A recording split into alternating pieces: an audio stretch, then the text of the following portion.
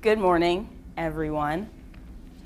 I'm Nayomi Cawthorne, first of all, and the title of my project was Occupy Culture.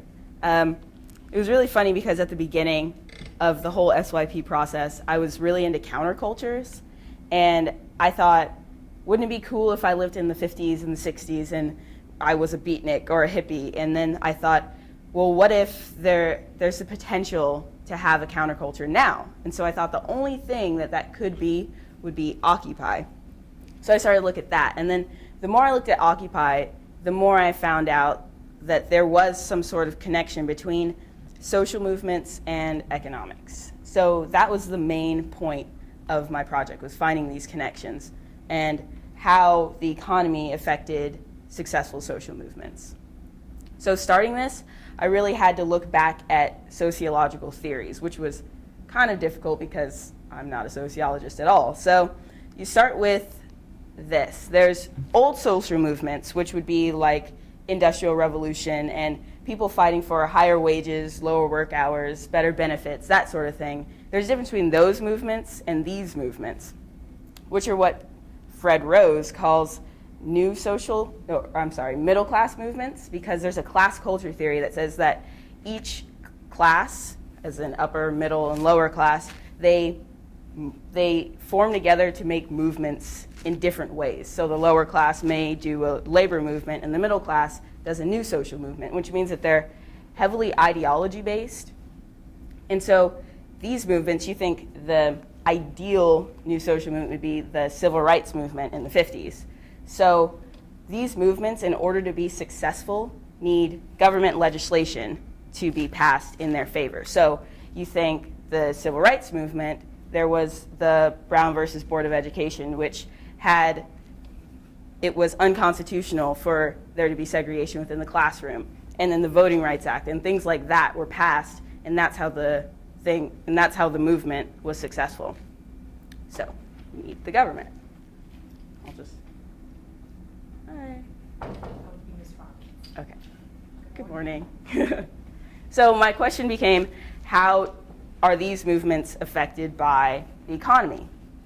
So what I looked at were the three largest kind of credit drops and fallouts of our history, in our recent history, starting with the Great Depression, stock collapse in 1929, then there was 1987, and then I mostly looked at our current fallout in 2008. So my question was, why were there no successful social movements during these times? You think of the Roaring 20s, and there was all this social change happening, women going out, like bra burning, and all of these crazy things happening, and you would think at the rate at which change was happening that women would have been it would have been legal to have abortions by 1930, maybe. And so the question is, why didn't that happen?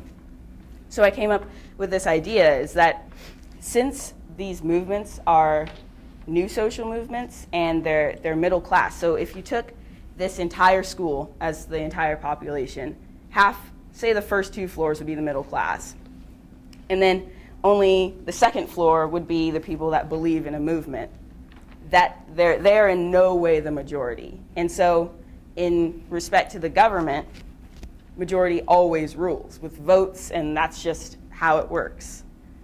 Exactly. So the majority of people are going to vote in anyone that kind of reflects their beliefs, right? So you're going to vote in someone that, when the economy is bad, they're promising to fix the economy because that's your number one goal. And so they're passing that legislation because that's what the majority of people put them in there to do. While they're doing that, they are not passing a legislation for a social movement. So basically, the idea is that the government is essentially preoccupied. And that's why these movements don't get passed when the economy is poor. So the question then becomes, what happens now? The economy has been growing slowly since 2008. And since my idea is that as the economy gets better and better, there are new social movements, I kind of had to look at, well, what was happening now if that's true. So over time, There's been the Tea Party movement, then the Coffee Party movement, then renewable energy came back. There's Slut Walk, which is, it's a college, it started on college campuses. It's a response to people who say that girls get sexually assaulted because of the way they dress.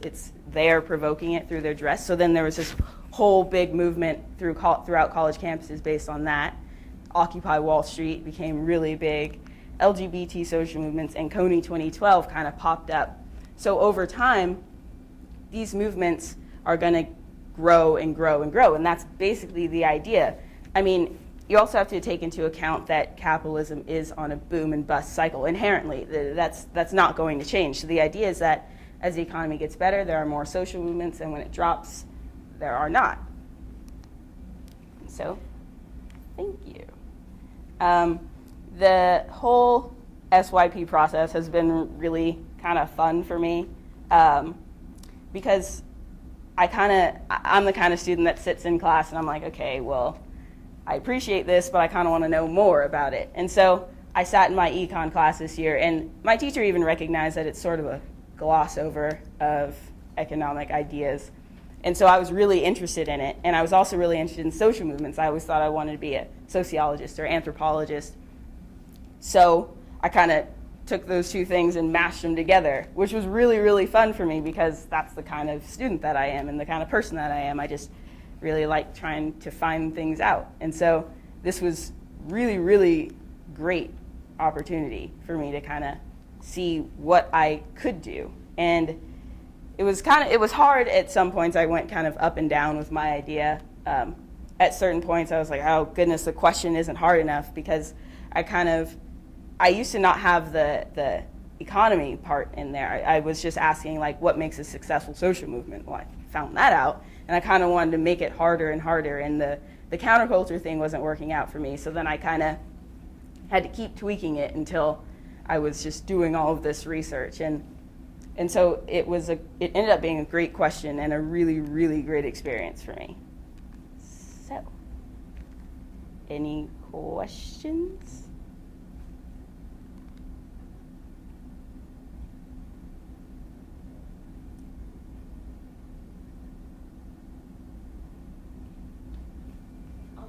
What are your plans for next year? To go to college. I'm not sure. I'm really not sure which one right now. I got into like Reed and Oberlin, and those I couldn't pay for them. So I'm kind of looking at Goucher and Spelman now, and Evergreen. So it's a mess. But I will be going to college. Is this an area that you think you might pursue? Yes. So now I am kind of interested in majoring in economics. I think it's just so interesting because you can really apply all sorts of things to it. The fact that I can tie it to social movements is really cool. And then you can tie it to law and any sort of thing. It's like a really nice hub. Or I was also thinking about majoring in cultural anthropology, one of the two. But I like social sciences, and so, I mean, they're kind of in the same vein. So I like them now a lot more than when I started this. So would it be safe to say that this experience has really helped inform some of your thoughts? Oh, choices? Most definitely. Thank you. Yes. So you put yourself on the second floor, kind of in terms of, you see that something that you're gonna want to actively be involved in while you pursue studies and, go into some career that's related to this, would it be you're kind of a socio-economist or something, maybe you become, where you're looking at how money and economies move is the same thing, looking at what's behind there, how do we, from a sociological standpoint. So do you see yourself being involved in movements like this, in your life? Or do you see it as just something that you want to study and you're interested in, but you're not knowing it? Are you going to be part of that, do you think? That's always been something that I've been interested in going out. I've always been someone to go out and kind of be amongst the movements, but not necessarily take part in them. Right. And so I think over time, I definitely will start to get involved in things that I really, really believe in. It's been kind of hard being a teenager and since I just think so much, it's hard to really trust myself in what I actually do like and what I don't like and what I do believe in terms of social movements, because I really kind of question my own merits and like, how can you really believe in something like the Occupy movement when you don't even pay bills? So it's like, Right. It's kind of, I can understand it, and it is something that I do believe in ideologically, because another part of my research that I didn't really touch on was I looked back at the American Revolution and the French Revolution and how those built up to be revolutions, and I kind of tried to compare it to Occupy at the current moment. And so something that I really appreciated about both of those is that they were grassroots. So they, as is Occupy, they really start from the bottom up, they say. And so that sort of thing is something that I really sort of believe in. And so over time, maybe I'll get the guts or convince myself that I can be a part of these movements.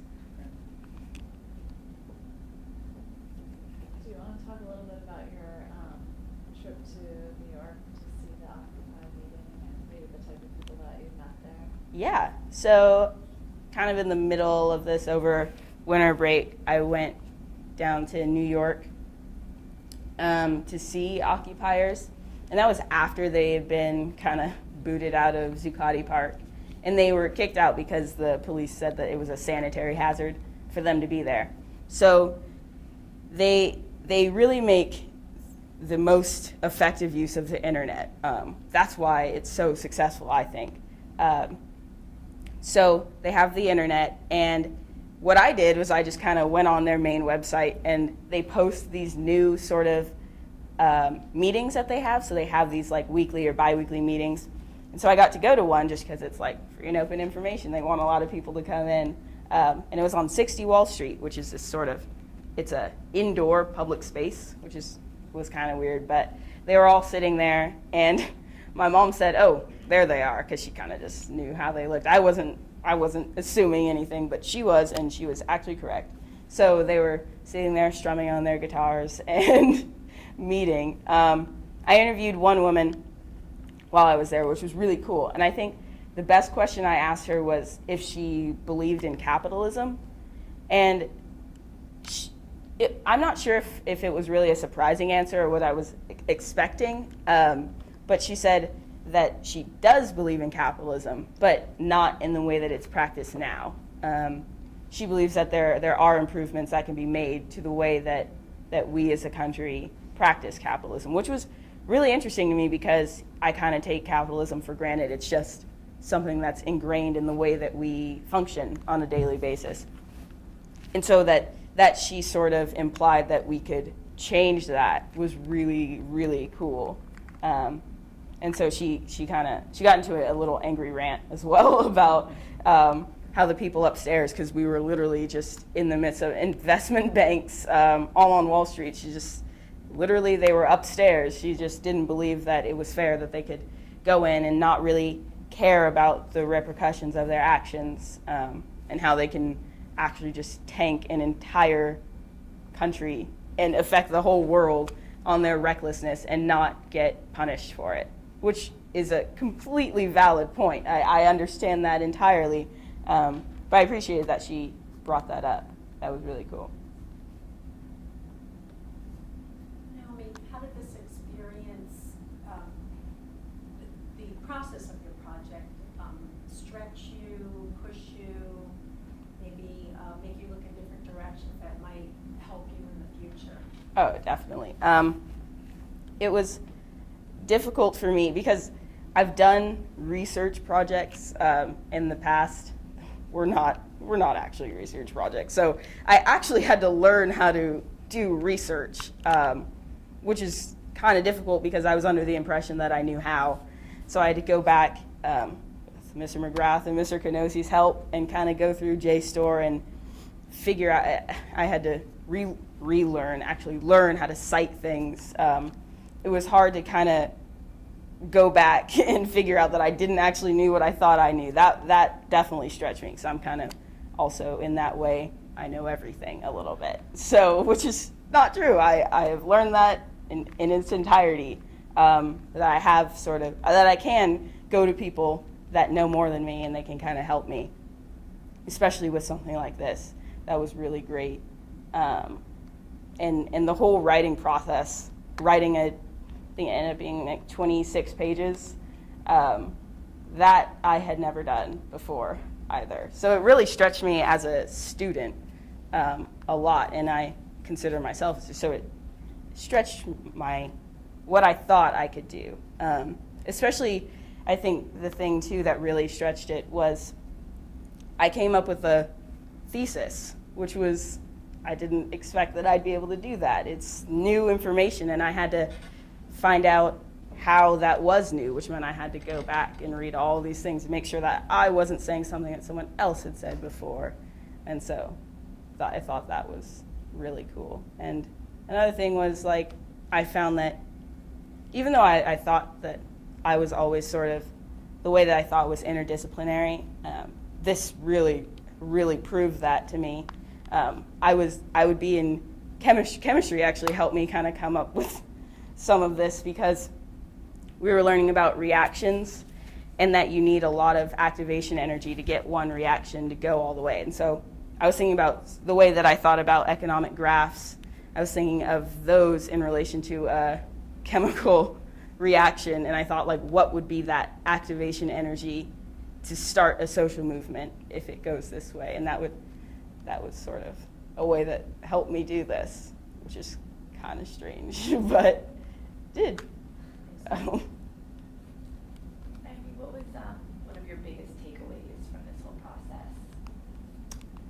That's difficult, because I think the whole thing in and of itself is something that I can kind of go to college and say, I did a thesis that I can keep working on for the rest of my life, really. But I think the biggest thing would definitely be the stretching myself. That was something that I didn't think that I would have to do in this process, but looking back at that, I'm kind of miffed at the fact that I wrote a paper that long and I have a works cited page. I got to cite myself in my paper, which was like, what? Because I did an online survey for kids of my age on how they felt about Occupy and revolutions.